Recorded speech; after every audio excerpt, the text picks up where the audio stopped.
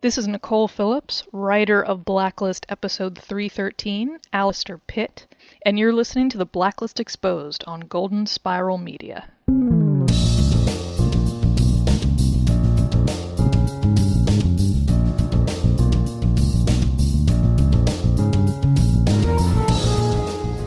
The Capulets, the Montagues. Oh wait, wrong show. Welcome to the Blacklist Exposed. I'm Agent Troy Heinrichs.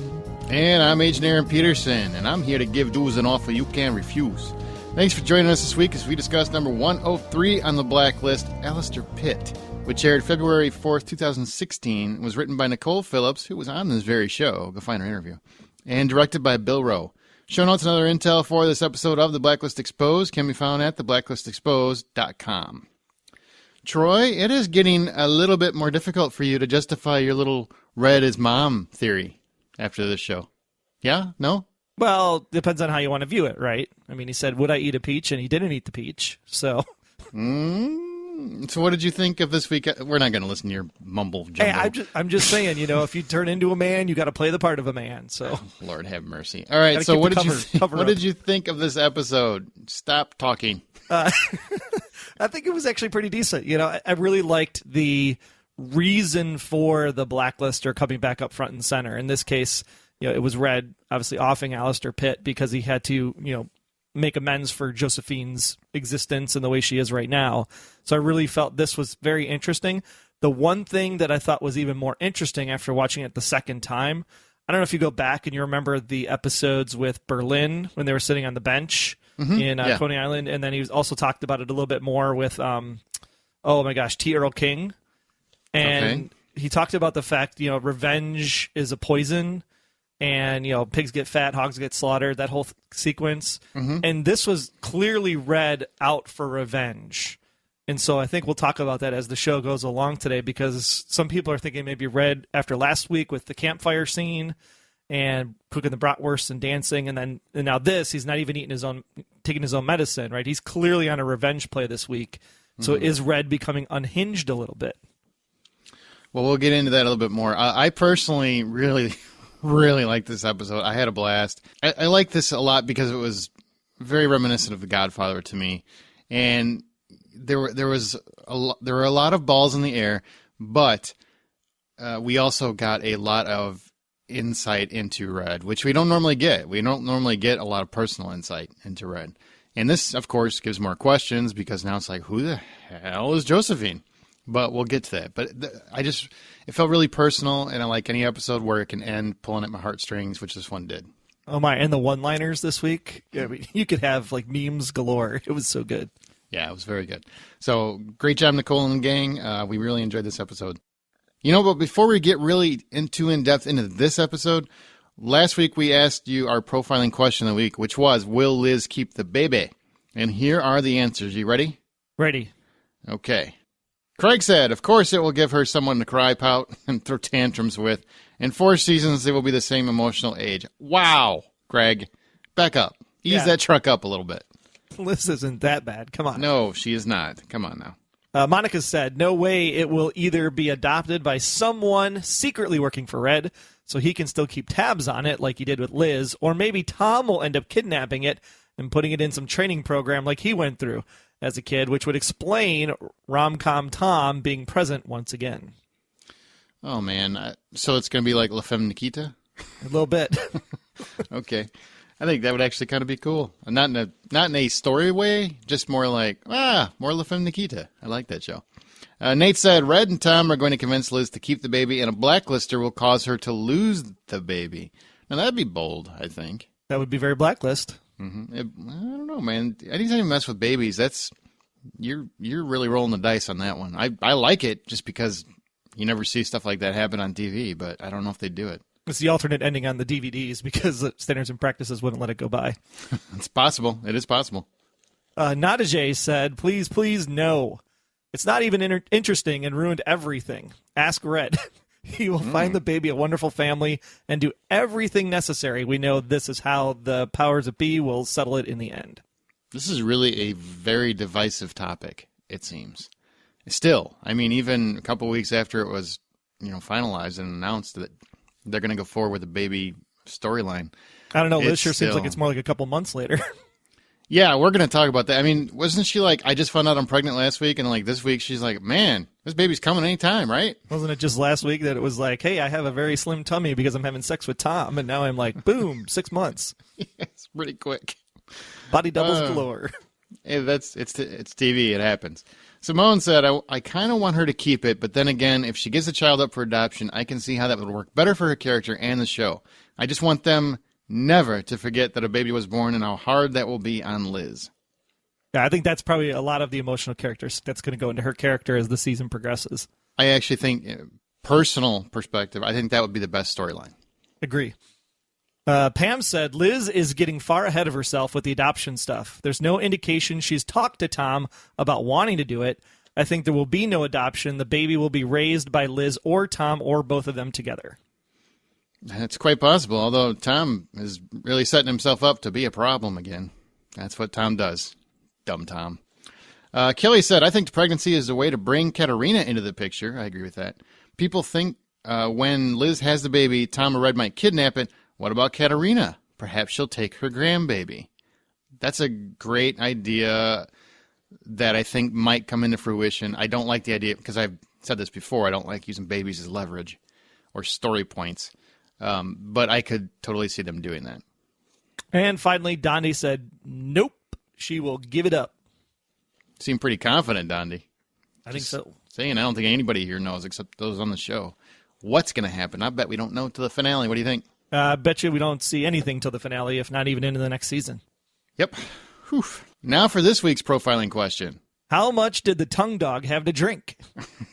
That's not our profiling question. It's funny, though. But that lazy tongue was creeping me out a lot. I'm sure the dog had no teeth. That's what the issue was. Okay, here's a true story before we go on. My wife her brother has a dog with a tongue like that. You feel bad for the dog because the tongue's always hanging out, but it is the creepiest thing you'll ever see from an animal. And the whole time you just kind of want to pull it. The worst part is that it's like you see it the first time and it's like, and you're in the bathtub. It just makes it even creepier. Yeah, like, you demon dog. Demon dog. All right, well, this week's real profiling question of the week, because that's not cool. How is Josephine connected to Red? I know everybody thinks they know, so what is your theory? What is your theory? How is Josephine connected to Red? Are they lovers? Are they maybe brothers and sisters, cousins? Maybe they're related somehow? You had to go see brothers and sisters right away. Oh, man. You never know. You never know. I suppose, but it's like you had to go family. First thing out of your head. You never know. If they're not Maybe lovers, sister and then sister. they're You're welcome. Brilliant. But so you guys answer that question. Go ahead and go to theblacklisexposed.com, and there's a feedback tab. Just click on that and let us know. All right, now get ready to lather up with man's best friend as we discuss this week's case profile.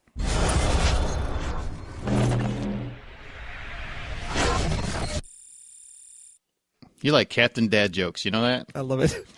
Well, speaking of which, what the hell is it with the Blacklist in these bathtubs? What do you? Oh yeah, they like soapy people. I was like, I just got over forgetting about Soapy Man last week, and now you got Soapy Bathtub again. It's like, come on, really? And the stew maker had bathtubs too. Why not? Bathtubs are that's for evil people think. Really, if you contemplate that, evil people sit in bathtubs and they think of their master plans. That's how it always works. All right, the new profiling question is: do you prefer showers only, bathtubs built in, or bathtubs with feet on them? God. With feet on them? Yeah, like the classic bathtubs where it has the little, the bathtub stands alone in the middle of the room. It's got the little ornate feet on them, the old classic bathtubs. I don't have that. I have like a standing shower. This episode brought to you by the Home Depot. You're welcome. Go get some new shades. It's time. Spring's here. Quick shout out to Nicole Phillips, who wrote this episode. We interviewed her a few weeks back, and she did talk about this episode some. So definitely go listen to that if you haven't already. Great job, Nicole. I personally I was this close to loving the episode. So I really enjoyed it. It was a lot of fun. Last week we had Sadistic Priest. This time we're dealing with a deranged monk putting together a Godfather wedding. We open with Mads Eriksson's son Hans being almost taken out in a Sopranos-style hit, which is ironic since one of the guys here was on The Sopranos. A man arrives at the hospital with a business card. His symbol is the mark of the man who can do the impossible. Wow. Yeah. How'd you think about this opening? I thought it was really good. It's traditional Blacklist. We have real exciting, real explosive, and then you're like, hi, I'm the Blacklister of the week into the credits. I think this was really great the way they kind of paced it out, and just a real great grand entrance for Tony Shalhoub's character. Oh, man. And I got to say, before we get too much into it, Tony Shalhoub, I love Tony Shalhoub. I'm very conscious of all of his work in terms of whenever he does anything, I always make sure to watch it. He's one of those actors for me. So just having him on one of my favorite shows was just great for me. Just absolutely great. Loved it. Alistair Pitt is, speaking of Tony Shalhoub, is the Pronestrian. He's a matchmaker who brings together crime families. He also has long conversations with his dog in the bathtub, like Troy alluded to. But his plan here is to unite Ericsson's other son and Mr. Vaccaro's daughter. Now, Vaccaro and Ericsson are the warring crime families. So he wants to take Ericsson's son, Vaccaro's daughter, bring them together, and make them a happy couple, because that will unite the families. And he has a backup plan that if either one of the families kind of go against this agreement, apparently his other clients will destroy their families if they agree and don't follow through. So my question for you is, what was Alistair getting out of the arrangement, other than these two families come together, it's good for business, they own all the drug cartels and stuff on the eastern seaboard, even bigger than Mexico. But what's in it for Alistair at the end of the day? They talked about it. He gets a percentage of how much business comes because of this arrangement. Okay. So it's literally just a money play. There's no power moving or shifting, or it was just about the cash. He gets the benefit of their families, to exact his means if necessary, like if other families don't follow up with their end of the deal. But also, like he specifically said, a long time ago, you guys had like 75% of whatever the crime business was, and now you're down to like 22%. This uniting the family should bring it back up, and he gets a percentage of that. That's the way I understood it. So I was trying to find like the Blacklister twist to it. Like if he's just doing it just for money, that's not very Blacklistery. But if he's going to use them to take out other parties, if they break a contract, then that's more Blacklistery like. Why is it not Blacklistery? Because anybody could put people together and make money. That's okay. Here we're back to this again. You don't get to determine what the blacklist is, Troy. All right, the show gets to determine it. And this was a personal vendetta of Red's, and everybody that's on the blacklist is somebody Red needs to take out. That's what the blacklist is. So it totally fits the blacklist. Well, yes, he is a blacklister because of the Red connection, but it wasn't very blacklistery in the sense that it didn't seem creepy enough like most other blacklisters are. I don't agree that most blacklisters are creepy. I think some of them are, but the majority are just criminals doing criminal activities. I don't know, a lot of them are sadistic. Making money doesn't seem sadistic. I think killing a young innocent woman is kind of sadistic. Just different. It's varying degrees, but I don't agree with you at all that it's not typical of the show. This is exactly what the show does. He didn't kill the girl. He just suggested it. No, he arranged it. Well, yeah. But that's killing her. No, it's not. Yes, it is, according to the that's government. Second degree, isn't it? It's not first degree. I'm pretty sure you're complicit in a murder. That's first degree. Yeah. You planned it. You ordered it. First degree twice removed? No. Oh, no. So it's all about the family. I'm sure you guys will fill us in. Does it fit the mold of the blacklist? Of course it does. But Team Aaron, Team Troy, you decide which end you're on. No, I said it fits the blacklist. It fits the Red motive 100%. It fits blacklisters. It doesn't have to be sadistic and twisted to fit the show. I want it to be. That's you also want him to be a woman. So I mean, you've got a lot of things that don't make any sense. A giant soapy one. No, just kidding. Wow. Now you just okay. Thanks for putting the picture of Jane Spader, Soapy in a bathtub, as a woman in my head. I appreciate that. You're welcome. Freak. Okay, well, I really like this plot. I kind of thought it was instead of going too far out there like some of the episodes have been, even though I like creepy and sadistic, it was nice to see one that was just a criminal, which is also part of Blacklister lore. And also part of capitalism. And part of capitalism. And also seeing how this would work, because I could totally buy this, actually, for someone out there doing that, arranging marriages, because it's been done, like Samar said, forever. Are you a fan of this? Hello? Yeah. You're not talking. I was waiting for a question. Oh, no. I said, are you a fan of this? Yeah, absolutely. I loved arranged marriage things. I mean, it started out Montague and Capulets, right? Romeo and Juliet. I love anything Godfather related, anything that's mob related or ties to it. I think this was a fantastic story to tell. Even if Blacklist or not, it would have been a great episode to watch on any television show. Sure didn't feel like you were thinking that. Just saying. No, the episode was great. All right. I just wanted to know what his motives were, because if it was just motives for money, it's kind of, yeah, everybody has motives for money. I just wanted there to be an additional motive. Okay, I want to, seriously, let's go off book here, off script, so to speak. If you just have to spitball and throw a percentage out there, how many blacklisters do you think of the show, from what you've witnessed, from the shows you've seen, all of them, obviously, what percentage would you say just do it for money? Because I would go with at least 50%.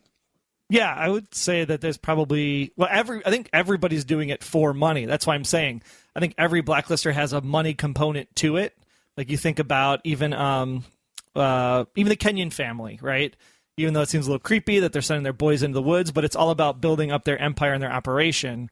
But there's always that kind of weird element to it. And this just didn't seem weird other than the toothless dog. God, that stupid tongue. Well, I don't need it to be weird every week. I actually like when they play it kind of straight, but we talked about that.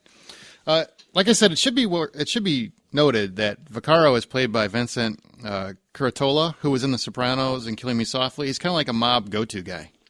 And I feel bad. We talked about Peter Stormare with The Blacklist always being like the great bad guy, when he was playing Berlin. So I feel bad that he always gets labeled as the mob guy, but he does play it so well. Well, I think the rule in Hollywood is if you're Italian and you're over 50 and you're over about 240 pounds, you're probably going to be a mob guy. You just call him fat? He's going to come whack your family. I said 240 pounds. I don't consider that fat. I just consider that a bigger fella. Mostly because it's just a little bit more than I weigh, so it clears me. Okay, so Vaccaro's daughter is cool with it, but unfortunately they had to whack Erickson's son's, Christopher's fiance, Anna Gardner. Seemed like a sweet kid. Yep. So Christopher will agree to the marriage. That's just messed up, man. That dad was cool with it. Well, I don't think he was cool with it necessarily. He just knew it's what had to be done. Business first, family second. We're both dads. Could you conceivably allow this could you say, hypothetically, obviously, we know you would never allow this because you're a good person, blah, blah, blah, blah, blah. I would totally do it. But if say it would save your son, would you allow his fiance to get whacked? I like saying whacked, by the way. It's a pretty cool word. She's not in the family yet, so my son would come first, absolutely. So, hypothetically, somebody came to you and was like, I'm going to kill your kid unless I get to kill the fiance instead. You'd be like, all right, you got to do what you got to do. My family first. Well, if there's money attached to it, absolutely. I mean, if it's just, wow, your son's going to die because of a horrible illness unless I kill your, fiance because your fiance is the only one who can save him with a transplant or whatever, or organ donation, then absolutely. Then whack her and take the kidneys and go. Wow. Because I would say it's not okay, but apparently now you know who's the sicker one of the show. All right. Vaccaro's plan is to kill them all at the wedding announcement. I got a question about this because, while in theory that seems like, typical mobster mentality, honestly. But didn't Alistair Pitt clearly demonstrate and explain that his previous clients will kill them all if they don't agree to this arrangement? Or is it kind of like he found a loophole because he's doing it before the marriage actually happens? Well, no, he said if you break the arrangement, once you agree, if you default on the loan, basically, then you will get whacked by the other people in my group. So they haven't actually agreed to consummate this partnership yet because the wedding hasn't actually happened. That's why he comes in at the end and says, wait, we can fix this, guys, because he doesn't get anything unless they're actually connected first. Okay. Well, I was kind of curious if that worked, if that's within the rules, the guidelines, so to speak. Yeah, is a verbal contract enough, or do they have to have a written contract, or do they have to actually, I just mean I didn't know if the marriage is when the agreement begins, or if it just they both agreed to it, so therefore it's good to go. Because in my mind, if it's good to go and they agreed to it at that restaurant, or when they first sat down with Tony Shalhoub, I would say that they were breaking the agreement, so they're going to end up getting themselves killed too. Well, I guess if you play it back, you have, hey, so and so said it's ready to go. And then he's like, but, you have to be okay with it. And he's like, well, I'm not okay with it because we have this other roadblock. So we have to take out the roadblock first, and then I have to convince my son. So really, I think at the dinner is where the contract would have started based on how it all played out with all the other stuff. Mm-hmm. At the same time, though, do you have to ink the page in the little notebook in order for it to be true, or is a verbal agreement enough? And with families and mobs, the word is your word. Oh, do you? You know a lot of mob families? I live one next door. Do you really? No. Because I was like, move, get out. You're going to be an innocent bystander at any time. Yeah, I like having extra protection in the neighborhood. You just walk around and be like, hey, Tony, how you doing? No, then I would get whacked for being insulting. Yeah, well, especially if you do it like I do it. There's one thing I noticed while I was watching this episode, and I don't know if he was trying to emulate him a little bit, but Tony Shalhoub might rival Spader in the number of head bobs he did in an episode, because they have this. Spader has this like character tick where, and it's not like, because I've seen him in plenty of interviews where he doesn't do this when he normally talks, so it's obviously a choice, it seems, where he bobs his head a little bit. You know what I'm talking about when he's talking? Like a little tick. Yeah, it's like a character tick. Side to side. Yeah, it's almost like I need to go to the chiropractor because it's not really tight right now. My neck is kind of broken or something. Yeah, a little loose, yeah. But Shalhoub was doing a similar thing throughout the episode, and I caught it a couple times, and I was wondering, do you think he was emulating it, or it's just his own choice? Probably his own choice. It might be something that as you grow in your acting career, that maybe it's something that you add into the character because it just adds more to the personality. So maybe it's just something that both of these two being very seasoned actors, maybe it's something that you just start to do once you get down the line a little bit. I don't know. I was just, every time he did it, I feel like he's throwing a nod to Spader. I don't know. I just felt like that, but maybe he was watching them as they were, recording this episode and filming the episode, whatever you want to call it. Yeah. And say, hey, that actually looks kind of cool. I'm going to try that. Yeah. And I love that you do not get, I pulled a Troy. I love that.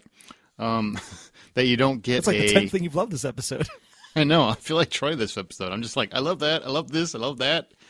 Which begs to the real question is, I really enjoyed their scene together, but they didn't have a scene together really until the very end. Yeah. Yeah. And I really like that because I love both these actors. And it was so great in that scene. We'll probably get to it a little bit later, but he said, as he's talking to him, I bought the flat a couple of years ago, and he's going on, and he's like, in Josephine, he's like, now wait.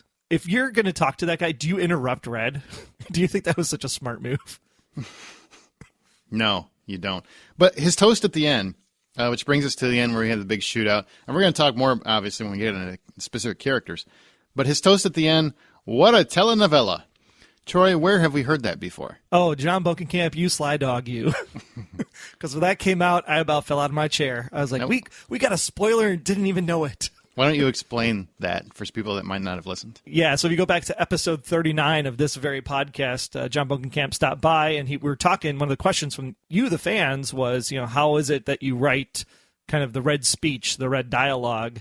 And he literally explained a scene where him and Eisendrath are sitting in the office, and they're just kind of spitting stuff off, and he's like, there was once this time in this town where I watched this telenovela, and I was so captivated by it. And he just kind of rolled it off his tongue like he had just written it yesterday, and apparently he did. And here we get to see that exact text come out on the screen. It was pretty funny, actually. Yeah, it was pretty funny. Nice job, guys. So there you go. Nice Insider info right here on our podcast. You would have, if you listened, then you would have seen that, and you would have laughed too. But now you can laugh. Go back and listen. Then when you watch the episode, it'll be just as funny. I actually want to go back and listen to see if it was the exact line or not. Because I couldn't remember the town that he was talking about, but he definitely said, I was watching this telenovela and I was captivated by it. Maybe. What a telenovela. Let's go into the characters now, and we start with music, which is Troy's end. So what songs do we have this week? Yeah, not too many this week. We actually had more classical, which I think really fits Alistair Pitt's character. So good job on picking up on the classical notes. Claire de Lune was playing in the background in the first Josephine scene. When Josephine tells Red that she's getting married. Carmen, Sweet, number 1 intermezzo by Bizette was playing when Alistair takes his bath in those adorable Pomeranians were enjoying their champagne. And Demon Days by Robert Foster plays as Liz finds out what an open adoption can't be in her situation because of who she is and her time as a fugitive. And then Red's Josephine actually has the conversation when she's the vegetable in the room in the ward, and so because that song kind of plays over both of them. So really great song by Robert Foster. Check out Demon Days, of course, on the Spotify playlist or on the Apple Music playlist off the website, blacklistexposed.com. Yeah, I got to thank them, too, because they did a song. Well, they've done a couple, like Trouble I listen to all the time. But there's a song called... time. It just sticks in your head, doesn't it? That's one of my favorite songs. It does, It's the first one I play on the playlist every time I go back to listen. But they have one called Gamble Everything for Love. It's a little slower, but it's really catchy. I think it's... who did it? Ben...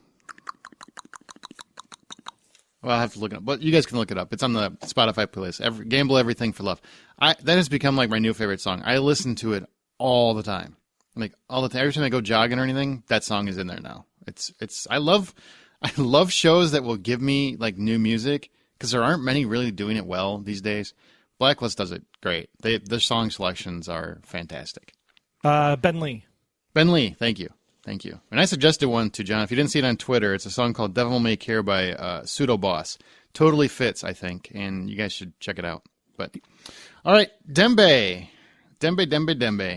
Apparently he won't be performing in the X Games this year as his arm is in a sling, and he blames snowboarding. Now, if I'm not mistaken, that's how Hisham really hurt his arm in real life, right? That's what I saw on Twitter. I think that's how he explained it. Is that not correct? Yes, that's what I saw. All right, well, now we know that apparently Hisham is not a great snowboarder.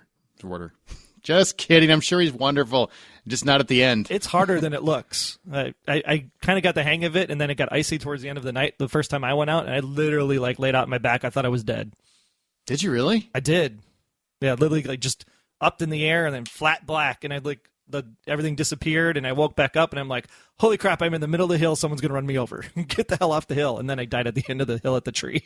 Okay, two things. One, I can't picture you doing anything athletic ever. Because, I mean, Hisham, yeah, I could totally see him doing it like all day long, athletic stuff. You, nope. No, I mean, carrying the snowboard up to the top of the hill, I think, is probably a stress for you. I was pretty winded.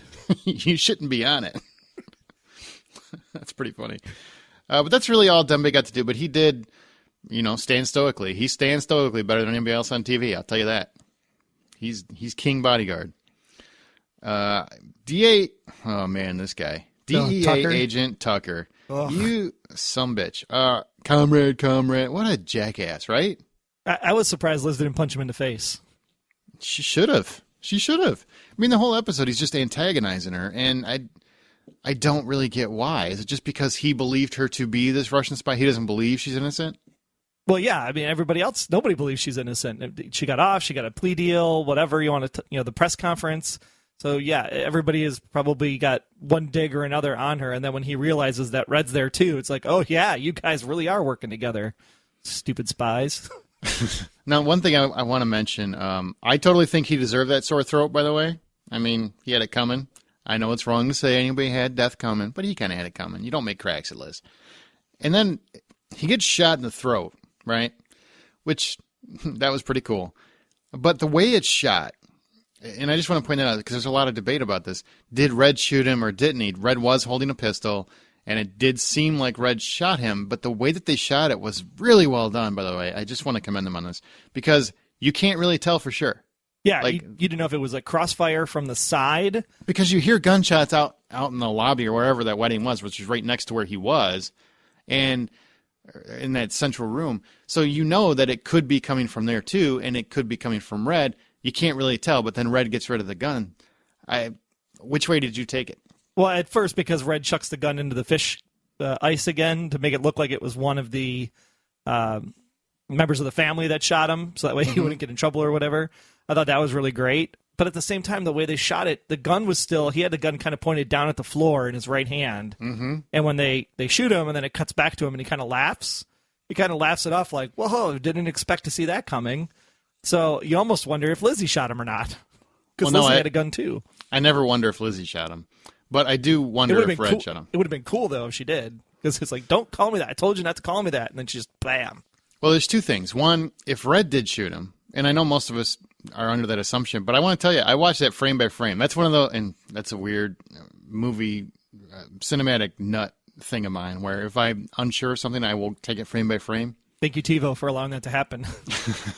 And you can't tell for sure. You really can't tell for sure. Anybody that says, "Oh yeah, you can tell for sure," no, you can't. I watched it frame to frame. You can't tell for sure. Well, because a lot of people were wondering, who did the shooting, because once the shooting is done, if Red did the shooting, like Liz doesn't even turn over and give one of her was the shooting really necessary comments. Mm-hmm.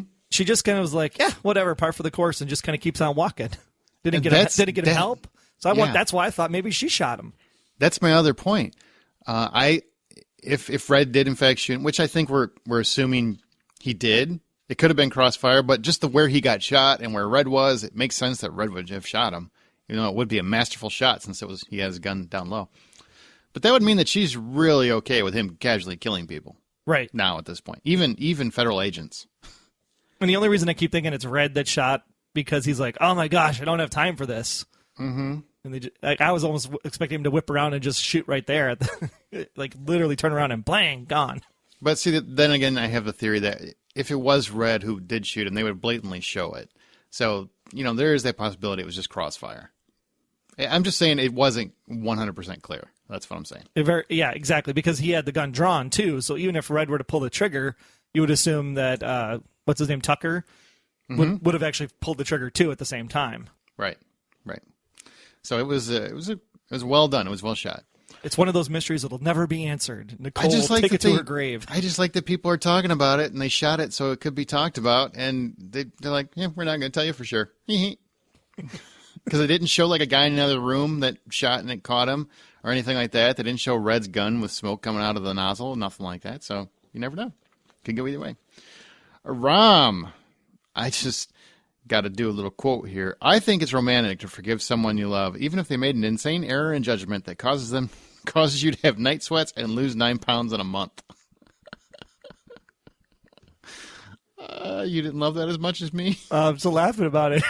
It was just the delivery from Amir was so fantastic on that line. Just went with it. No big deal. Just, oh, wait, did I just say that out loud? Crap. Yeah, and I was on Twitter when that happened, and I love all the people jumping on the Aram, Amir, you're the heart of the Blacklist now. Hey, that's my line. All right, I've been saying that. Now you guys are jumping on the bandwagon. I want commissions. That's what I'm saying.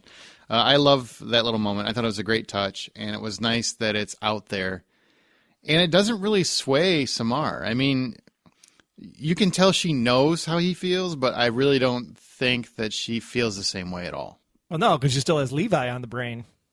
Well, we're going to get there because I don't agree with that, but we'll get there in a minute. Aram didn't really have a whole lot else to do. Typical Aram, he's going to figure some things out. But that was a really big fan moment. Fans love that moment, so it's important to mention that. Cooper didn't really do anything this week. Probably too tired from sleeping in his office. We did confirm the flowers were in the trash can the week before. We did. So yeah. So yes, he is not happy about Charlene and taking up with the neighbor across the street. No bueno. No bueno at all. It's a novella in itself. Wrestler also really didn't have a lot to do this week except run around. Really hates magicians and lapdogs. You found that out. And I really, really liked how he spoke for the fans this week. He was like, did she register for common sense? I think that was specifically for Craig. Because if she's going to have Tom's baby, she's going to need some. Oh, man, that was a good line. Well delivered, Diego. Well delivered. I think that was the payback for the Mr. I'm just doing my job. Yeah, that's true. That's pretty funny. I wonder if do you think they have a conflict in a relationship still? Wrestler and Liz? Because I know they seemed fine last week, but that comment made me think maybe he's not 100% on board. Yeah, there's some underpinnings between the two of them. I mean, even like last week when where's Liz? She's late, Mm-hmm. It'd be interesting. I want to get the two of them back together again in the field just to see the dynamic between the two of them. I do think there's been a lot of people that have said their relationship feels much more like brother and sister than romantic, and I have seen a lot more of that the last few weeks. We even postulated that at one point, didn't we? Back, I think it was either late season 1, early season 2. There was like a photo, and it was like a boy and a girl, and we're like, okay, well, is Tom Liz's brother, or is Wrestler Liz's brother? Who's this boy and the girl in the swing in the photo? And so it would be interesting to see if that actually plays out that way. It's possible. Or they could just have one of those relationships. I have a couple female friends that are just like sisters. I don't think of them then that way. So, I mean, it's possible. Absolutely. Absolutely. Absolutely. Okay, well, Samar, I mean, she did other stuff, lots of stuff. But the dress, really, the most important part. Wowza. I haven't seen so many people tweet that dress, oh my God, in a long time. Ever since that white and gold one. I mean, that blue and black one. So funny. It's so funny. Like, men are so predictable. We are so simple. And women that swing that way. Every time, if you live tweet, I totally recommend you guys do, because if you watch the episode live on the East Coast, because East Coast are central, because on the West Coast 2 hours behind, I don't think they do it for them. But a lot of the actors will be live tweeting along and discussing some of the fan reaction and stuff. But as soon as, like, anytime Mojan is wearing either a super low cut shirt, which happens a lot, and it's in her dress code apparently, or a extremely voluptuous dress, Twitter just goes crazy, and it happens every time, and it's freaking hysterical. So if you really enjoy this show and you love this show, I think it's worth it just to even join Twitter if you're not on Twitter, and just follow every, hashtag the Blacklist on Thursday nights when the show is on, because it's really funny. Not just that, lots of stuff, but man, it just blew up over that dress. Yeah, I mean, the memes that you come up with just from the shot of the tongue dog. I'm surprised I haven't seen more tongue dog memes. We will. It's still early, Troy. I'm still making mine, so yeah, it'll be up soon. Well, the real stuff that she did. She wants to throw a baby shower, and apparently is quite familiar with swagformommy.com, which I did not find as a real website. I was really disappointed, because that seems like a brilliant website. Okay. The one thing that I talked about that does concern me about the whole baby storyline is that there's more baby story than I want in an episode of The Blacklist, and this was kind of part of that. You know what? I actually thought it was kind of funny. It was very funny. I'm not saying it didn't work. I'm just saying I worry that there'll be more of that than The Blacklist. Does that make sense? No, I think they did a really great job with it this week, because you were talking about when does a baby actually help a show, and I think this was a really great way to kind of have a reason for Samar and Liz to have conversation. It was kind of a way for Samar and Aram to have a conversation without Wrestler actually being part of the conversation. So it ties into what the show's been doing so far with their characters and gives them something to play off of to keep that kind of tension going, and who's actually partnering with who and being friends with who. So I think that they really used the baby story to further the other stories that we're actually more interested in. And that's why it kind of glosses over the top that, oh yeah, it's about the baby, big deal. Okay. It was, I didn't dislike it, which is a plus, because I was really expecting to dislike it, and I didn't dislike it. I thought the exchange was really fun, even though I thought, well, she's really far along to be having a baby shower now, and last couple weeks she didn't look that far along. So yeah, she had a pretty flat tummy, and now she's obviously getting a little closer, but well, hey, we don't know what the time frame was, And something with this episode too, there's a lot of surveillance going on. And I think what was really great was how you're sitting there watching these people for long periods of time, waiting for something to happen, and you're going to talk about stuff, right? Mm-hmm. Keep the comms clear, And so I think this is really fun to see what actually happens when you're staking out somebody. You're going to have these kind of quippy conversations. Absolutely. What else she did? She found out that her ex Levi is engaged, and Samar, I wouldn't say she had a breakdown, but she had a pretty emotional moment where she said she doesn't know what she's doing. Now, I know everybody hears that. They see her and they're screaming, Aram, Aram, but sincerely, I think she's really seems to be a character that's struggling right now, and she shouldn't be in any relationship, I don't think. And maybe this is what's leading into that part 2 that I wanted of the story with her brother. Maybe she's going through an emotional journey, and a part 2 is coming down the road.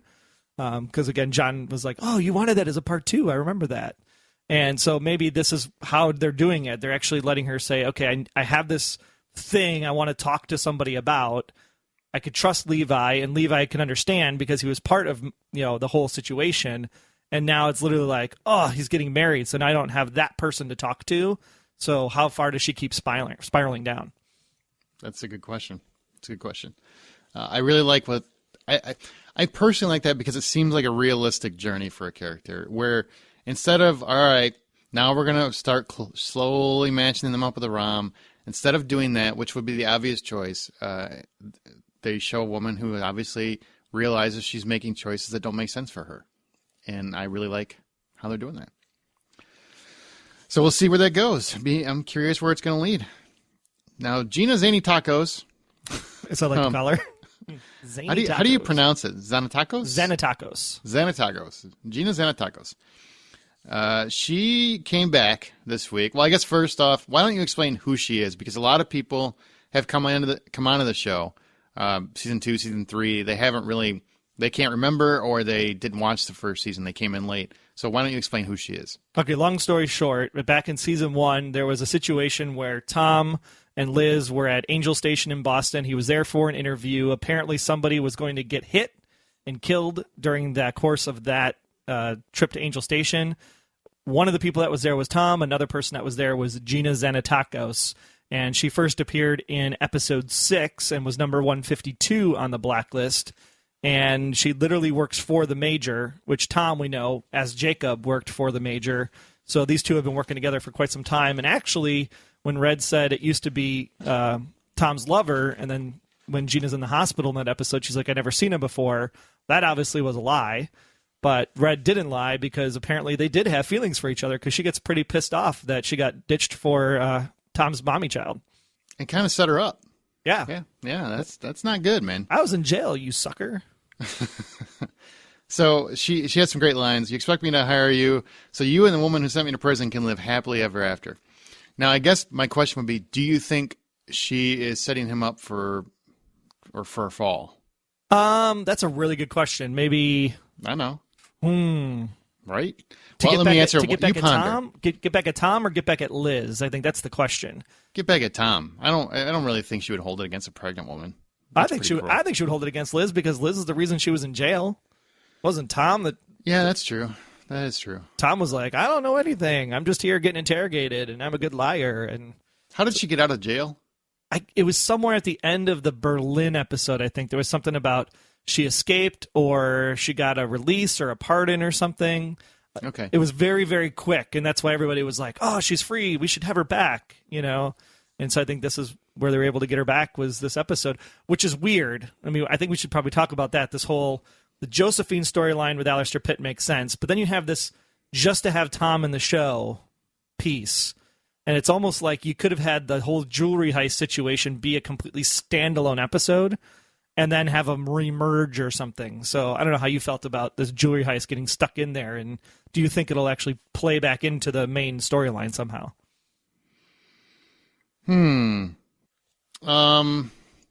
Yeah. I mean, from a TV perspective, you needed the breakup of because the Josephine storyline was so heavy, right? Are you going to let me finish? You're just going to keep cutting me off every time I try to talk? Every single time. What you're going to do? Yep. All right. You son of a... All right. So I think that... But what did you think of her white dress? I'm just curious. I'm done. We're done. All right. You enjoy. The rest of the podcast is going to be Troy. Troy, you go ahead. Take it away, Troy. I really think she's setting Tom up. That's ultimately what I wanted to get to. I think she's setting Tom up. I don't think she's going to help him get his share of $22 million. I really don't. I don't think after everything that happened, she would do that.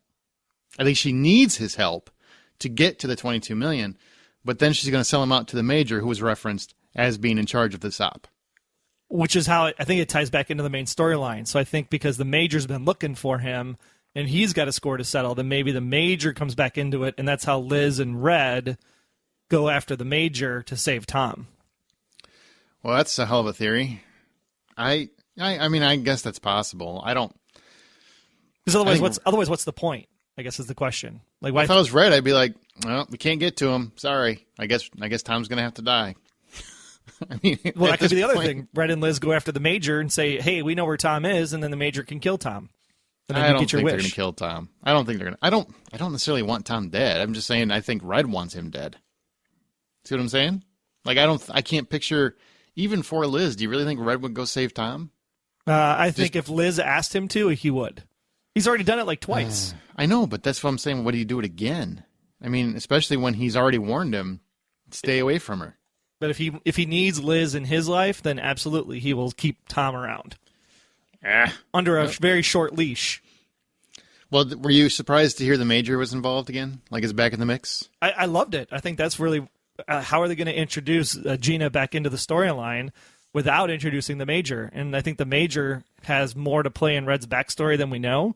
And I think there's probably other people that the Major's contracted that we're going to end up seeing as the show progresses. So I absolutely love it.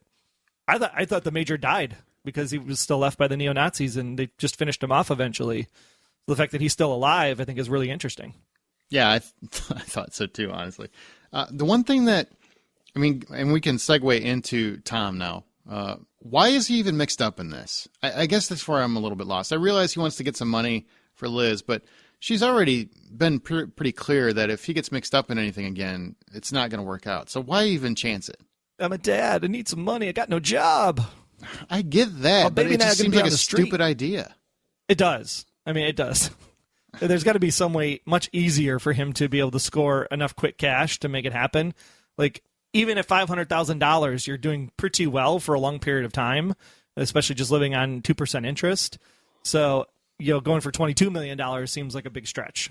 I didn't, and it's not that I actually, it makes sense in the story because Tom does a lot of things that don't make sense sometimes. So it works for the character. I just thought it was a really dumb plan. I mean, it might work out to be a genius plan, but at the current time, it feels like a dumb plan. I think it was just so we could see him in the sexy glasses again. Oh, Lord. Well, we find out that only 2 crews have targeted Rainier de Groot, and both of them were slaughtered by this clerking guy who seems like one bad mofo. Yeah. This whole event then causes Tom to put back on his Clark Kent glasses, and they stage a jewelry heist, which they get what they came for. And this was interesting because this Rainier de Groot, can't even say his name, maybe this was actually a whole Red play all along. Some people were asking, why would Gina be back if Red wasn't involved in the mix? So maybe this was Red reached out to the Major to get Gina, to get to Tom, to take out Rainier de Groot at the end of the day. So maybe it was a side Blacklist job that we just don't get a number for. Or maybe Red reached out to the Major to set this up, brought in Gina, because then Tom would reach out to her. No, there's too much coincidence in that, because then it'd have to work out for timing that Tom would reach out to Gina at the exact time that Red put the Major on this path. Possible. That's way too coincidental for me. Well, that's kind of what happened the first time around, wasn't it? Because we still don't know to this day if Tom did or did not, in fact, shoot that guy at Angel Station. We assume that Gina did the shooting because they were tied to the Major together, but there was never a definitive answer of who actually did kill the guy at Angel Station. And the fact that they were both there with Mr. Gray, Newton Phillips, there's still a lot of weirdness between, we know they worked for the Major. We know that Red hired the Major to hire Tom, which means that Gina was also part of that plan. So because of that, there could be some connection there still between Red and the Major. But I think the Major would be pissed off at Red for the situation from later in season 2. Do you have like a whiteboard in your office or something where you just write all these names and crap and you got lines and circles and everything else? I mean, go outside, Troy. You don't need to remember all this stuff. It's on my phone, actually. You just bring it up and you put it in the app? I use Photoshop and I just look at the map. Nice. That's nice. Okay, so we'll see where this goes. I don't know I love this storyline, but it's too early to really judge it, so I don't know where it's going yet. I'm just glad she's back. I love Margarita. She's just great. Yeah, I do like her a lot. Not just because she's cute. I think she's very charismatic. Her accent was a little different in this episode than it was the first time around. I don't know if she was trying to do more Russian or what it was just off in this episode. It seemed a little weird. That's the only complaint I had. Maybe prison washed the Russian out of her. Well, that could be. No, it can't. It doesn't work like that. Well, not wash the Russian out, but you know how, like, if you spend a lot of time, no offense to my friends in the South, I have family in the South, but if I spend a lot of time in the Dallas-Fort Worth area with my cousins, I come back and I start talking like a Texan all the time, Sounds like you're kind of a pushover. You just amalgamate into the situation.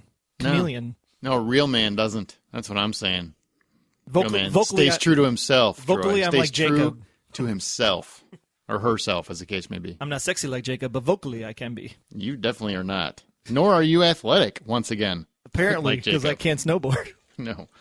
Liz, man. Like we said, she went from, oh crap, I'm pregnant, to look how pregnant I am. She pursues an adoption where she insists on being part of the child's life. I don't know. I know some people. I actually know a family that did that. It's a really awkward situation. It's hard. We did it. Did you really? Well, we tried to. We were like, yeah, open adoption, sure, no problem. And then, of course, the birth mom finally tapers off after a while. But, like it's going to happen here. Is that what you're hinting at? Yeah, potentially. like watch from a distance and eventually just kind of let it go. And then you're like, oh, yeah. And then it'll be 10 years later for the final scene. And then she goes and reunites with her daughter. And I think it's great if you're able to do that. It just seems like it would be very complicated for the parents to even not just, yes, having a birth mom who happens to be a formerly wanted fugitive and formerly terrorist enemy of the state. Kind of complicated. That seems a little more. Yeah, it seems more complicated. But just having the mom in the mix seems complicated to me. Yeah. I mean, can't you just get updates from afar? Like maybe it's like a Facebook status update or something, an app that pings you and be like, kid went to school today. That kind of thing. Yeah. This is what he ate today. He just got in a car accident. Today. We'll let you know how it works out. I don't know. That just seems very complicated. So she's pursuing this adoption. We'll come back to that. But she's having a real issue with Red's invasion of privacy because he's always in her apartment when she shows up. But she does ask at least one question and gets one answer. She asks, my mother, was she alive when I was placed with Sam? Yes. She also asked, how did my mother die? Didn't get a response. How do you feel about that? Do you feel like you got a little bit of something? Do you feel like that was kind of a cheat? How do you feel about that? A lot of people have been going back and forth over these last couple episodes of, oh my gosh, in this scene, Red lied. The whole thing is a farce. Red lied in this scene. And so I'm starting to go back and try to think about when he said, my mother, was she still alive when placed with Sam? She says, yes. Some people are going to jump on that and be like, see, Red lied because Red said she was dead or gone or missing or whatever. And it's presumed dead. He said presumed dead, right? Right. And even if she's presumed dead, she could be presumed dead after the adoption to Sam. So it's not a lie. So, just be sure you think about tense when you're thinking about when Red has these conversations. Tense? Oh. Tense, like past tense. Yeah, I'm like, what does camping have to do with this? Is he going to sing a song again? Camping happens a lot on the Blacklist, just saying. Michael row your boat ashore. So that's an interesting conundrum. I am glad that they finally made him answer at least one question. But I do think at some point, like especially she's got hormones on her back, man. She just needs to throw it out there and be like, I am going to pregnant woman drop kick you. Yep. If you don't give me some answers. And we'll get into that during our special agent intel. So make sure you stay for the whole show because we got lots of discussion around that. Yeah, absolutely. So you should probably get moving. But the one thing that I noticed as I'm watching this, okay, to me it felt like as you watch the whole thing play out, arranged marriages, uniting crime families, that sort of thing. It almost felt, and mostly, children being forced into situations for the benefit of criminals, not for the benefit of themselves, really felt almost like a metaphor for Liz. Oh, yeah. This was 100% subtext. Like, we should be reading into this more because this is backbone of the show somehow. How did you read it? Just, two families having to come together, like maybe Red's family and Katerina's family had to come together, and we had to make sure that we had some arrangement in order for this to happen. But if something bad were to happen, the deal would be off. Hence, enter the cabal with the fulcrum. And that's kind of like the Prometheans people that would take you out if you break the contract. So in Fitch even says that, right, in Ansel Garrick Part 2, when he's like, you broke the contract, you came out of hiding, you have something we want. So I think there was a lot of subtext on how the show is designed in this episode, especially knowing how much Nicole is very much in the know of everything that happened in that 90 to 94 sequence, as she mentioned. Yeah, I'm really curious what, and I'm sure we'll get more body to that argument as the rest of the season rolls out, because I do think this episode was an allegory. Thank you to her story. God. That's why I just said subtext. It's a lot easier. It's so earlier in the morning than I had planned to be awake. Okay, so that's interesting. We'll see where that goes. The parents reject Liz being involved, which I get. I wouldn't want, a possible terrorist involved in my life. I'm gonna put this out there right now, though. If these parents come back and say, "Oh, I thought about it, and you deserve a chance," then I'm gonna call BS because it's like the apartment lady. No, you can't have the apartment. We have other people. Oh no, I thought about it, and you can have the apartment now. Because then it just goes to either too wishy-washy or Red is clearly involved in staging the whole thing. Well, the thing that, I don't know, kind of irked me. Okay, here's my point. This, and not with the show so much as with the adoption lady. She's like, I think you're just going to have to accept that people aren't going to want to deal with you in particular being involved with this kid. I hate to break it to you, lady, but about, I don't know, 50% of people I know don't even read the news. So they wouldn't even know who Elizabeth Keene was, except for, I think maybe I saw something somewhere about somebody named Keene. I wouldn't expect that it'd be the adoption lady. So I think there's got to be other parents out there. Liz, hold tight. Hold strong. What's this news thing you're talking about? Exactly. Most people get their news from, Comedy Central. So I really don't. I think there's some people out there, Liz. You'll find somebody. It'll be all right. Facebook tells me what's trending, and that's what I read. I do want to point out, I love, Megan Boone, I think, gets a lot of flack. And I think to some degree it's very unfair. Some of it is warranted. I get that. I understand where you're coming from in terms of how Liz is written. Some people don't like the directions that she's taken throughout the course of the season. I always say stay strong because by the end of the season it usually it makes sense. But some people really come down hard on her for her performance sometimes, and I don't think it's fair. I really don't. And I thought she played the scene beautifully. At the very end where she's realizing that she might not be able to be involved with her child, I thought she played it beautifully. And I think anybody that says otherwise, I don't know what you saw, but I loved it. I thought she was great. Yeah, even in the funny scenes where she's like, "Don't call me that. Don't call me that." I think maybe it's just the brown hair. She just seemed like she was just on this week so much more than she had been in the past.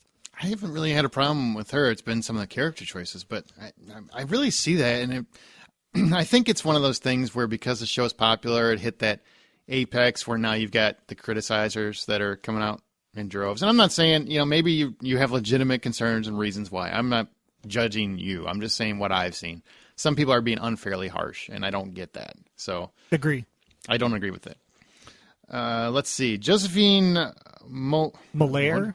Thank you. Moliere? She was French, Moliere. right? French. They were in Paris. Josephine Moliere. We'll say it like that. Did it take you a bit to realize this was a flashback? It took me a little bit. Yeah, the first time through, I was like, okay, is this playing out in real time? He's just taking the nap. And then the second time through, did you notice that, I think Suzanne pointed out, and I listened again, it was Silent Night in a different language, playing in the background. So as he's waking up from his nap, the Silent Night is still kind of playing into that scene. So the second time through, I was like, oh, he's dreaming about that, that situation. And then when you start to hear kind of the 6 months ago when we were in this jazz club, or 4 years ago I bought this flat the last time you were here for the scene of your crime. So then it started to go, oh, this is him remembering Josephine, which is why at the end of the episode I was so freaking confused because I was like, who is this lady? Because she looks so much older.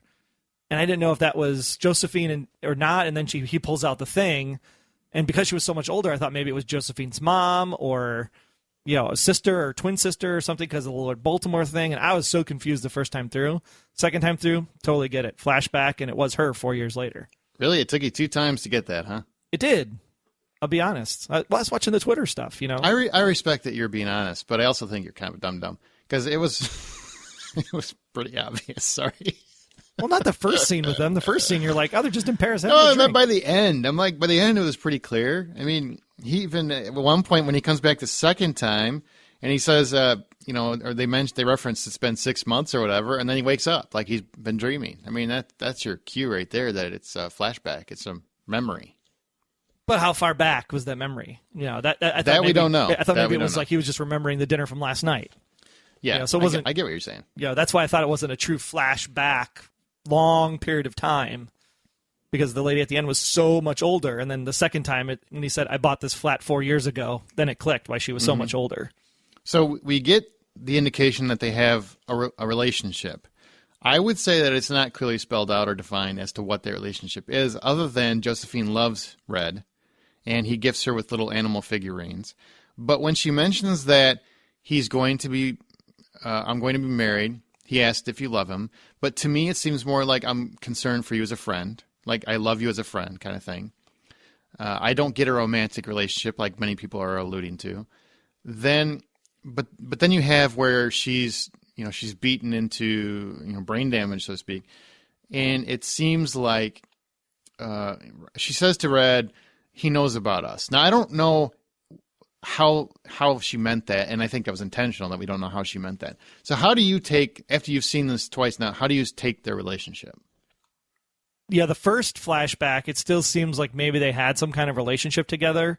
But in the second flashback, when they're having the Christmas dinner, if you want to call it that, because the Christmas tree's on the right-hand side and snowing outside, I think there it seems like they're probably either more acquaintances, brother, sister, cousin. They're close, but they're not. I don't think they're having sexual relations with each other. She may like him more than he likes her, but it could be more like sugar daddy because you bring me figurines that I really like. Oh, gotcha. Yeah, I'm kind of curious. I don't think they were stupid. No, I don't. Stupid? Stupid. They were not performing coitus. Wow. Well, of course not, because if Fred's a woman, it makes it hard to do that. So, just kidding. He's not a woman. He's totally a dude. I felt very much like Keep telling yourself you're going to believe it eventually. Well, I felt very much like it wasn't romantic. It was a very close friendship. And that's how I saw it. Like you care for a sister or somebody that you've known your whole life and would treat him as a sister.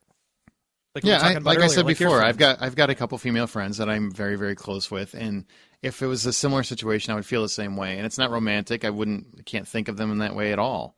I see them very in a sisterly, so to speak. So to me, that makes sense, and it also makes sense why you would want to exact revenge for something horrible happening to them, because that's your family, and you got to protect your family. So a lot of people are alluding to that it's a romantic relationship. I think mostly because they're meeting for a dinner behind this guy's back. She says he knows about us. That can mean several different things, I think. Oh, it absolutely can. And you take the context of the fact that this is all about family dynamics with the entire mob sequence.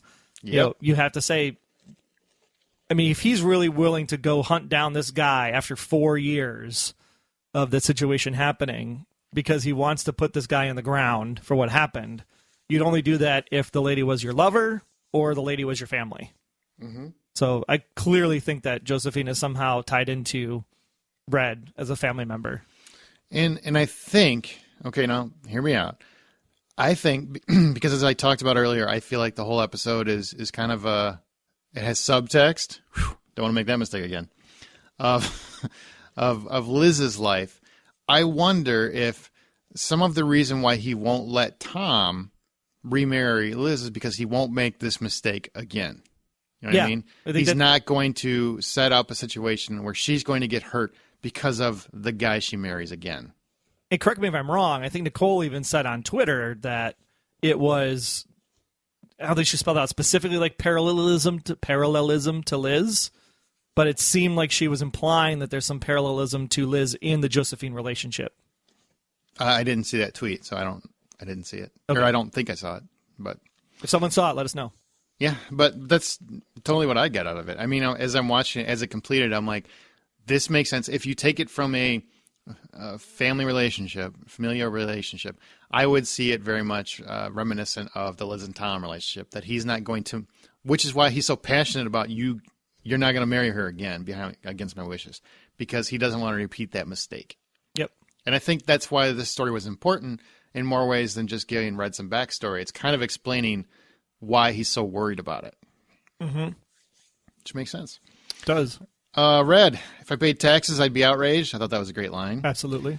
Loves cookies and Josephine. We learned that this episode. We already talked about Red quite a bit. And again, love Josephine doesn't mean loves Josephine. Right. Yeah. Well, I mean, answer our profiling question. What do you think the relationship is? That's right. Really what we want to know, what you guys think. Get the discussion going. Yep. This entire episode was so Red could get at Alistair Pitt, who arranged that marriage, so therefore he kind of blames him for what happened to her. And, being beaten and left, and she obviously is brain damaged, but she has some response because she cried when he told her that it's been handled. So this episode was, and granted, everybody's on Red's blacklist. We already beat that horse in.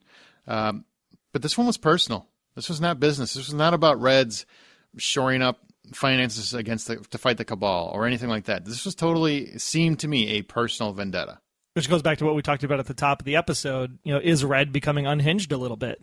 Is this something where he's, not taking his own medicine because he's putting personal ahead of business? Do you think he is? After the campfire scene, absolutely. He's either drinking too much or the stress of being on the run with Liz for 8 weeks. Maybe that was just too much for him and he needs to get a good 12-hour nap or something. Something seems off with him since they got done with the director sequence. I'm really he's like almost like he's like maybe he's worried something's going to happen. So he meets with Hitchens, right? Gets his seat at the table or whatever it was, brings out this map about the 3 factions, and maybe he's just nervous because he knows that Katerina Rostova could be coming at the end of season 3, and because that introduction is going to totally disrupt his plans with Liz. Something is weighing on his mind.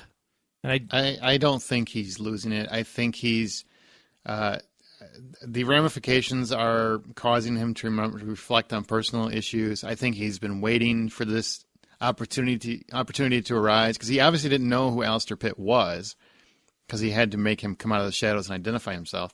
So I think the timing just worked out, and then for both the show and the storyline. So instead of it looking like he's coming unhinged, leading up to something he's worried about, you think he's actually doing the reflection, looking backwards, and saying, oh, look at all this reflection and time I spent with Lizzie. I should really reflect on my life and take care of some personal business that I've kind of let go to the wayside. Nope, that's not what I said at all. I think that he's always wanted this revenge, but Alistair Pitt hasn't resurfaced for some time. So he finally found out that he's resurfacing, and now he wants to go forward. So you're looking now he wants to get him while he has a shot. Standalone episode. Pretty much, yeah. I mean, with a lot of serialized subtext, yeah. Okay. Yeah. But that's pretty much it. And then we end with, it's done. I thought that was a really moving moment. Spader played it perfect. Josephine, man, that was really, really sad to see how her character progressed.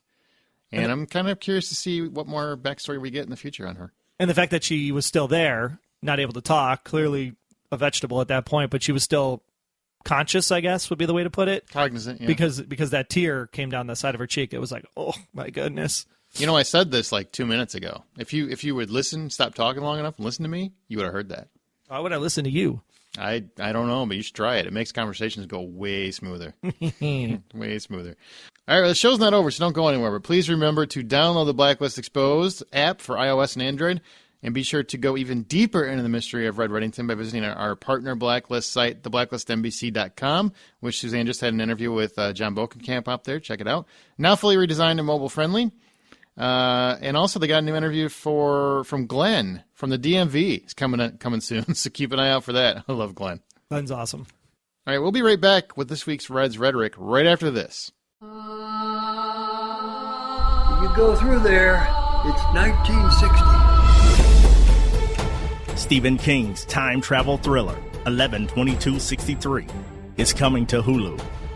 And Golden Spiral Media will journey down the rabbit hole with 11/22/63, a look back. Join Wayne Henderson and Troy Heinrichs as they journey through the obdurate past. Life turns on a dime. So join us at 11/22/63podcast.com.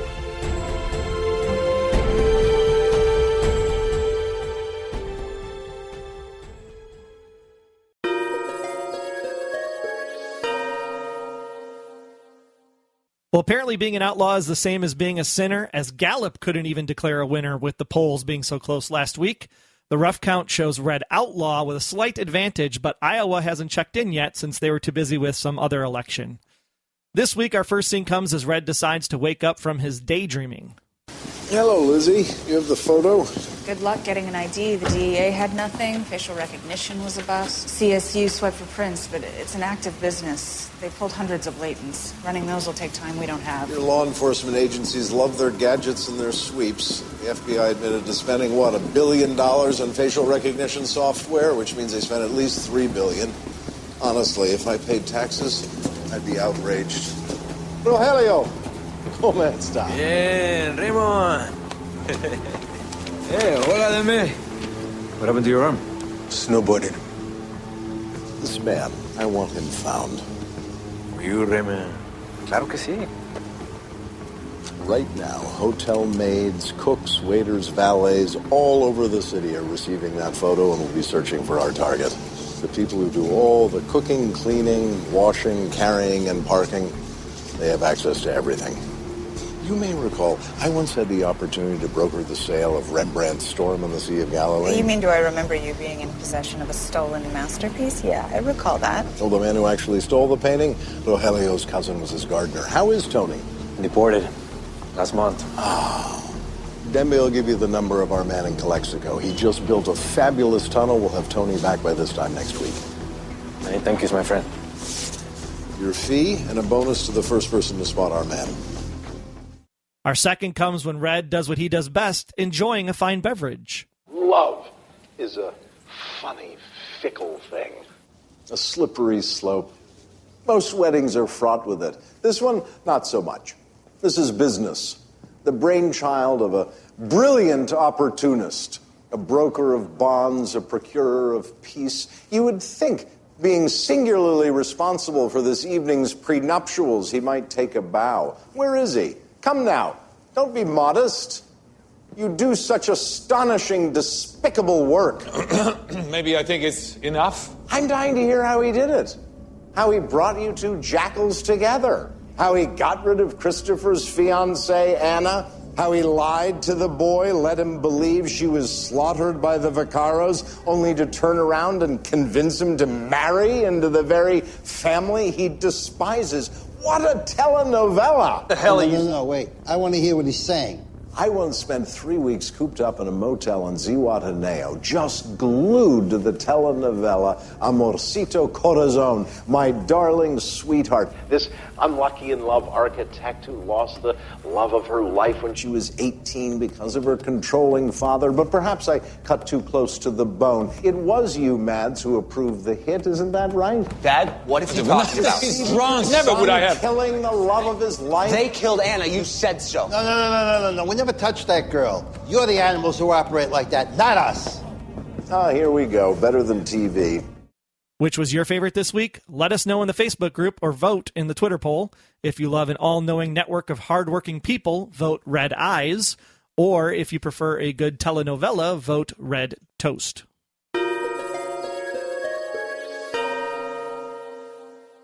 All right, now we go to Special Agent Intel, where you guys wrote in after this week's episode to tell us what you thought about this week's episode. First, let's discuss Alistair Pitt. Paula said, Troy, your mom theory is getting thinner and thinner. Good episode. Watched it twice. Could have cared less about the jewelry robbery because the rest was much better. The Red/Josephine story was, as Red would say, enchanting to me. Agree. Absolutely agree. Yeah, Erica's jumping on the theory train. The episode felt very standalone, but Red is pressing this war. If Red is so worried about the war, then why these blacklisters? He did mention Monk doesn't surface often, though, and he called him Monk, that's funny. Doesn't surface often, though, and he's been waiting for revenge. The end was very sad, especially for Lizzie. I don't know how I feel about Tom's solo mission, and I'm kind of disappointed Red didn't plant Gina by himself. Also, I've seen people post the Red may be dying, which I'm starting to wonder about myself. It was very odd for him to fall asleep in the car. I know we needed to see it was a dream, but he could have just woken up in bed like a person. Also, I'd always believed had there to be for the whole show, but what if he was sick? Knew he had a blank amount of time and is actually just trying to get Lizzie ready to take over the whole business. It's the blacklist so long as someone has a list of criminals to go after, but I hate that the whole idea because Spader is like 97% why I watch. That's interesting. So Red is dying. That's a new theory. I haven't heard that one before. Yeah, I haven't heard that one either. And I mean, I guess it's possible. I don't really see it, but it's possible. Well, he was shot in season 2. Maybe he's got internal bleeding or something. I don't know. Oh, Lord have mercy. That's making a theory that it shouldn't be there. Neil and David are observant like Troy. Or how Troy tells me he's observant. Neil wanted to know why there were only 2 shots for Alistair, and David reminded him that Josephine's abusive fiancé got 4, so the average for the night is still 3. That's right. What? Yeah, because when he shot Diane Fowler, he shot it 3 times, and then when he shot Liz's attacker, shot 3 times. So when there was only 2 shots for Alistair, I was like, what, is he not good enough that he doesn't get 3 shots? Okay, this is when you watch the show too much. Let's all take a break. It also just sounds better. Bang, bang, bang. It sounds more musical when there's 3. When it goes bang, bang, you're waiting for it. Absolutely. Especially if Sheldon's over. Yep, always in threes. Cindy loves that Red, Josephine's storyline, was a nice parallel with Red and Lizzie, which she may be onto because Nicole Phillips tweeted out about that fact. See, there you go. I thought I saw it. Well, I hadn't read this feedback, so no, I didn't see it. I didn't read it either. I just copy and paste. Dondi said the main arc was good, but Tom's part of it felt shoehorned in. I agree with that, actually, but we'll see where it goes. I think it's a little too early to be, raining on that parade because it could go somewhere cool. Too early for you to podcast, too. Be stretching. Oh, man, you have no idea. And I was not. I had a long night last night, and it's been one of those weeks from hell. So, yeah, a little bit. Number 2, I find it odd that Red walked into that dinner and got caught on the surveillance camera so easily. If it was just Wrestler and Lizzie, it wouldn't be a big deal. But in this case, they had company. Either Red was either sloppy or arrogant, in my opinion. No, I think Liz pointed that out specifically because when he's like, what is he doing? It's like, oh, he's utilizing our MO to make sure that we know what's going on so when we come in, we don't get killed. Mm-hmm. And so he purposely wanted to get caught on camera. Yep. I would agree with that. Number 3, Lizzie went from not showing to looking like she was 5 months along in like 2 weeks. If they had wanted to, they could have done a time jump very believably. It kind of almost feels like a time jump, honestly, overall. Yeah, at least 6 months or 4 years. Yeah, exactly. Note, I am taking into account the use of a body double. Yeah, because we saw the sexy time on the boat. Right. And since they didn't clearly define, Red and Josephine's time together, so that made it a little bit. I mean, they did reference that they're 6 months apart, but it sure didn't look. I mean, it really looked when you see her at the end, like Troy said, she is much, much older than she was when she got beat down the first time. So, well, that's because I think that he clearly told Alistair again, like, I bought this flat 4 years ago when your crime happened here. Yeah. So, I mean, it's that time frame has been established. It was a few years back. So, There we go. Number 4, I wish I hadn't been right about the baby, who even Shonda is afraid of. Wow. But sadly, I was spot on. Obviously, they decided that they could not have the clear, to me at least, solution without going through all the steps. It's sort of like in elementary school. Wow. I don't know where this is going. Where you could not simply give the right answer to a math question without documenting all the steps to get there. In this case, we have taken 2 weeks to move to the point that Lizzie realizes that 1, she cannot safely raise this or any other child for the foreseeable future. 2, she cannot do an open adoption. 3, she does not want a closed adoption. 4, Tom is not going to be cooperative. That leaves several options that she and we will have to burn through before she gets down to something that has a chance in hell of working. But the main thing will be several weeks of wrestling with the closed adoption scenario. She may not want it, but it may be the best option she can work out without using Red, which is something that she shows no signs of being ready to accept. I fearlessly, huh? That's bold. Predict that eventually she will come to the realization that even a standard closed adoption won't be safe enough, and that she will have to have Red's help in finding a safe home for the child. TV being what it is, I expect we will find all this out in the May sweeps. One last thing, as Columbo would say. If character development takes place, in my honest opinion, it is not a filler episode. I'd agree with that. This didn't seem filler. No, I thought that it actually led into, I didn't think it was filler at all. I mean, people would think it's filler because it doesn't expand the, serialized part of the show. But It clearly was not a filler ep. This was context for future stuff. There's a lot of stuff involved, so it's not a filler episode. Mari wrote in and said, it was a setup episode, but I liked it much better watching it the second time. I think the whole story arc with Tom is interesting, especially when Gina put the glasses and sweater back on him. You can see him debating which Tom or Jacob is the real one, the doting husband or the manipulative, owl-eyed package of awesomeness. Only time will tell. Nice girl talk between Liz and Samar. It seemed only a tad out of place because we haven't really seen them talk casually many times before. I'm starting to get worried about Red, though. He just seems exhausted and emotional lately, and that could lead to some serious mistakes. Love the Blacklister. Favorite scene out of the whole episode was when he was in the bathtub taking out his evil plan with his pets.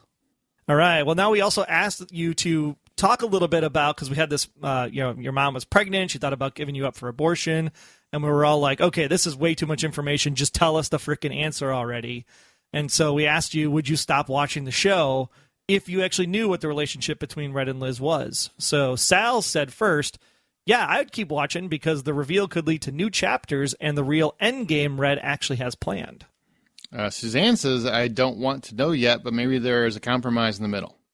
Terry said, yes, the quality of writing is excellent, and I watch it for way more than that relationship. Sonia prefers the slow reveal and will be okay if it came out at the end of season 3, but she is bipolar on the issue. So, like, she's very happy, and then she starts punching people, I guess. Put the knife down, Sonia. She would prefer, that's funny, she would prefer it come out just so all the Blacklist fans could just get along. Aww. Teared up a little bit there. A little bit. Judy says, definitely, if their connection was the only reason I was watching, I would have dumped the show long ago. Absolutely agree with that. Absolutely agree with that. Erica said, of course, and keeping it now is a bit silly. The memories are revealed, the discussion of Katerina's pregnancy, she deserves the truth. You can't handle the truth. Oh, God, yeah, it's coming. Robin says, because the connection is only one piece, but the backstories could also be so much more. Mm-hmm. Absolutely. Michelle would still watch, but it is fun reading all the theories. I agree. Likes the slow burn from Crystal, but wants some runway after the reveal. She doesn't want it to be like, boom, the last thing and it's over. William said that shows take bends, and if done right, the show could change the setup of the entire show without being ridiculous or changing the basics of what makes it. Yeah. Robin said, I would watch because I don't even think about the relationship anymore until something like the Katerina pregnancy story comes up. Long story short, the reveal is not why we are watching The Blacklist anymore. But damn it, John, we want to know by the end of this season. Yeah, I'm sure he's going to care what we think. I'm sure he's going to tailor the show because we said that. Like, now, see, we united. And he's going to be like, yeah, well, it's still my show, so we're going to do it the way I want to do it. But this is his tribe. These are his diehards here, so who knows? He might be listening and taking it into account. He might take it into account. Here's what I want, okay? I want them to tell the story that they want to tell. Now, if our input helps tell that story and it fits with them telling the story, great. But I never want feedback from us or listeners or anything to alter the story they plan on telling. Yeah, I really don't. It's a roadmap and a long runway to get there, right? So if the original story is still their story, then how they navigate the playing field, if we can help influence the navigation part, I'm cool with. But yeah, I do not want to change whatever ending they had in mind. Yeah, and, it's one of those things where John has gone on the record several times, many interviews, where, he respects criticism because it helps them make the show better, it helps them see what works and what doesn't, but they're writing the show that they want to write. And that's exactly what the answer should be. So, whatever happens, but I do think if we know the relationship, I don't think it would hinder the show, personally. But, they might see it different. You know what? It might be so mind-blowing that it would totally, they need to save it for the end. I don't know, because we don't know what it's going to be. I don't think you'd be able to live through it if my thing came true, Aaron. I think I'd live through it. I think it'd be about a 3-hour podcast, but I'd live through it. I'd come visit you in the hospital when your mind exploded. I'd bring you an elephant.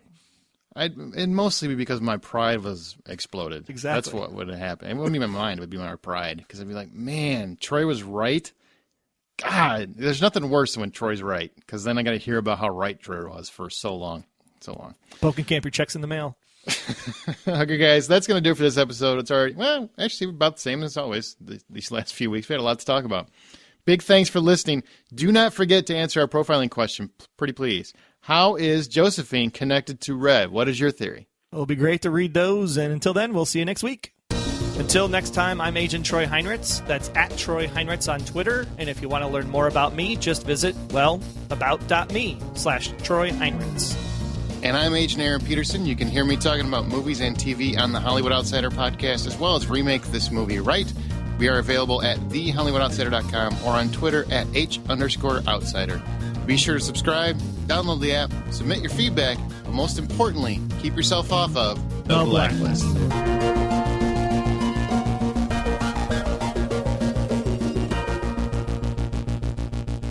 The Blacklist Exposed is a Golden Spiral Media production. Find more of our great podcasts at goldenspiralmedia.com/podcasts.